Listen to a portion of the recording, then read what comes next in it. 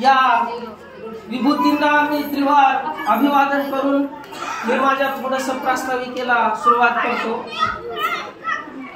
आपण सर्वजण या ठिकाणी जमला त्याबद्दल सर्वात प्रथम भारतीय बौद्ध महाशाखेच्या वतीनं तुम्हा सर्वांचं आभार व्यक्त करतो, अभिनंदन करतो की तुम्ही तुमच्या संसारातील वेळ काढून तुम्ही धम्मासाठी इथं जमलात।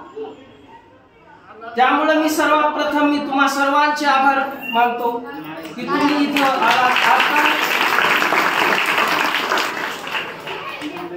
बरेच विहार आम्ही फिरत असतो, बऱ्याच ठिकाणी आम्ही गेलेलो आहोत, कटू वाईट प्रसंग आलेले आहेत, पण इथे येऊन जरा आम्हाला सगळं गजबजलेलं विहार दिसतं, सगळं मैदान खुललेलं दिसतं आणि हे आम्हाला खूप गौरवाची आणि आनंदाची बाब वाटते।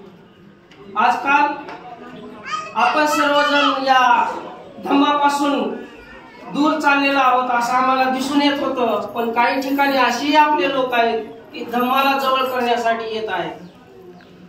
तर मी थोडक्यात प्रस्तावित करतो कारण ताईंना आपल्याला ऐकायचंय।